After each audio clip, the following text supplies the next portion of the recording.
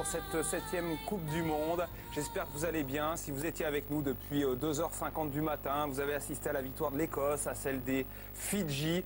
Et puis, il y a quelques instants, l'équipe de France dans la douleur avec notre consultant Fabien Galtier, dont la barbe pousse d'heure en heure, en fait. Ça va, Fabien? Vous tenez le coup quand même? Le coup, ouais. mais vous avez des recettes, j'applique vos recettes. Oui, on ne les dira pas à l'antenne, non.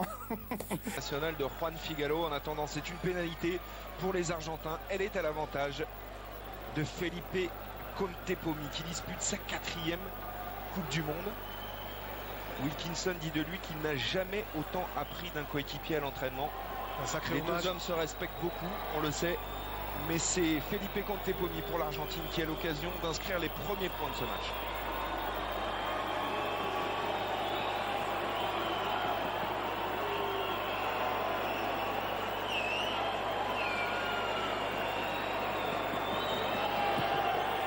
Voilà, c'est fait, c'est tendu.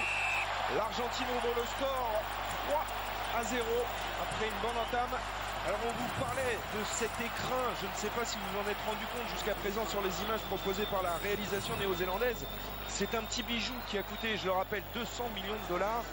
Et il a une particularité, ce stade, Raphaël, c'est une verrière. Voilà. C'est un toit constamment fermé, avec une pelouse complètement naturelle et un toit transparent.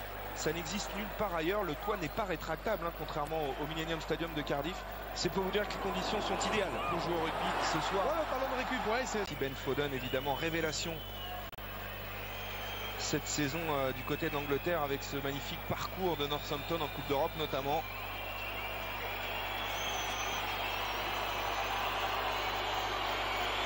Alors ça, ce sont des choses qui ne se font pas. Siffler... ça me fait penser qu'il y a quelques supporters argentins aussi un petit peu dans le stade. Hein,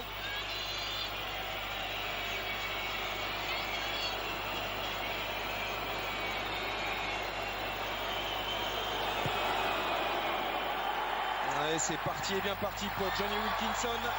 Ce sont ses 252e points en Coupe de Monde. C'est tout simplement le meilleur réalisateur de toute l'histoire de cette compétition. Et il permet à son équipe d'égaliser. Immense Wilco. Mais siffler ne le perturbe pas lui. Hein. C'est pas...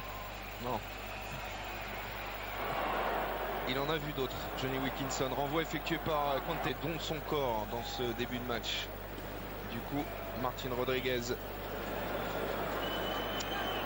qui est à 0 sur 2 pour l'instant. Retente sa chance. La distance est quasiment la même. Hein. Un petit peu plus de 40 mètres cette fois-ci. Dans l'axe quasiment. Cette fois-ci, ça passe. Et l'Argentine reprend l'avantage dans cette partie 6-3.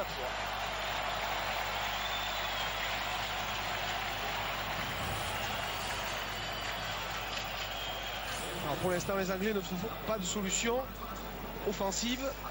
Ils se heurtent au mur argentin. Et surtout, je pense qu'ils sont partagés entre cette envie de rester dans le combat, dans le défi permanent, dans le jeu au pré, parce qu'ils ont les joueurs pour le faire, avec Sheridan, avec Thompson, avec Deacon, mais aussi ils l'ont démontré lors du tournoi à destination précédent, pour obtenir la pénalité. C'est simple, on n'est pas dans du glamour. Non, mais c'est diablement efficace. Lui, il ne l'est pas très efficace depuis le début du match. Martin Rodriguez, vous avez vu la statistique. Il s'agirait maintenant de prendre les points au pied pour essayer de creuser l'écart pour les Pumas argentins. Voilà, c'est fait. Argentine 9, Angleterre 3. Le pragmatisme des Pumas fait la différence pour l'instant ici à l'Otago Stadium.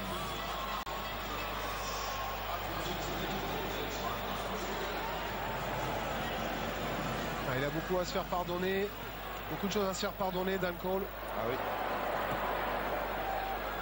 Dans ces matchs tendus, le moindre point.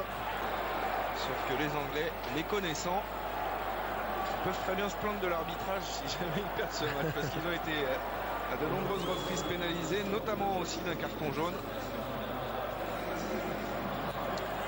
Et l'entrée de Tom Palmer à la place de Deacon. Tom Palmer qui est un stratège en touche. Spécialiste, l'expert dans le secteur de la touche, dans le domaine de la touche, et celle-ci, elle est pour lui. Voilà, il prend ses responsabilités. Mais ils prennent l'impact à la retombée de cette touche. Attention, première annonce de l'arbitre pour l'utilisation du ballon. Oh là là, il y a des petites fautes quand même là, regardez les Argentins. Les Youngs, pas de solution. Hein. Ouais, c'est peut-être le réveil anglais là. Quelques minutes de la fin, ça enchaîne bien. Palmer avec Haskell qui a perdu son casque. Youngs qui fait les bordures. Oh, il est passé. Le voici, l'essai anglais. Il est signé Ben Youngs. Il avait tellement manqué à l'équipe d'Angleterre en première mi-temps. C'est lui qui sonne le réveil de l'Angleterre, qui recolle maintenant 9 à 8 en attendant la transformation. La réponse des Anglais à ce travail des avants argentins depuis le début du match, dans du jeu au pré, bien là aussi, sur cette touche, les Anglais, malgré cette difficulté à avancer collectivement, ils ont joué sur du jeu à une passe et le côté dynamique, les jambes de Ben Youngs ont fait la différence. Vous voyez, on se structure et là sur le ruck, est un peu court, le premier défenseur argentin est un peu court, ne peut rien faire face à la course rapide, dynamique de Ben Youngs. On a dit un joueur très explosif et qui fait la décision quand même. Et là, ça remet quand même l'équipe d'Angleterre dans le match. Ouais, un petit peu de soulagement sur le banc anglais. Le point serré de Martin Johnson qui quand même, comme à son habitude, contient ses émotions. Et le swing low, Sweet Chariot, que l'on n'avait pas entendu encore ici, est entonné par les supporters anglais. Johnny Wilkinson a l'occasion de faire passer les Anglais en tête pour la première fois dans ce match. Après plus de 67 minutes, c'est fait cette fois-ci. Angleterre 10, Argentine 9.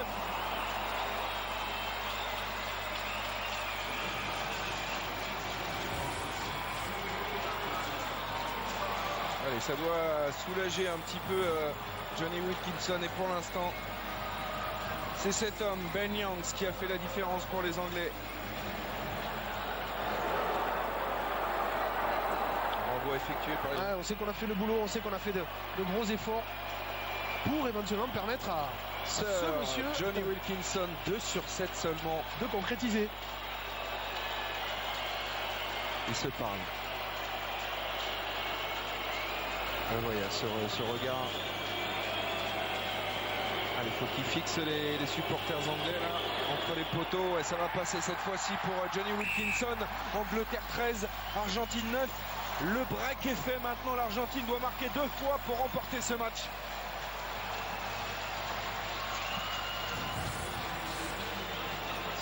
Au pied, Raphaël, au pied. Un essai suffit évidemment, mais on les a pas vus en position de marquer des essais cet après-midi, les Argentins. Alors, ils vont sans doute être obligés de peut-être lever la tête, faire preuve de...